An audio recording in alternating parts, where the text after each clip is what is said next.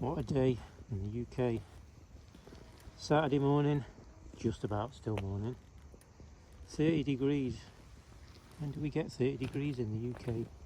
Go motorbike riding. Absolutely steaming hot.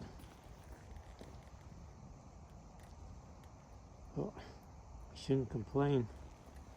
Beautiful weather. Nice beautiful back roads were down today. Make the best of what we can while we can. With a little Suzuki. We've had it since March now and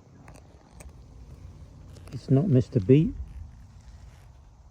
Works perfect, everything's been fine. The only little issue we had was one of the key fobs. The battery kept going on one key fob for some reason, random. But since I swapped it to the other one, I've not had a problem. Battery's been fine, everything's been fine. No problems whatsoever. Yeah, it's worked perfect. Good little bikes. Good little bikes.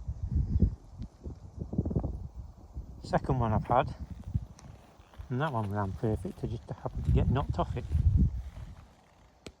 Look at this. The UK in summer is so nice, especially out in the middle of nowhere. There's not a cloud around. What a day.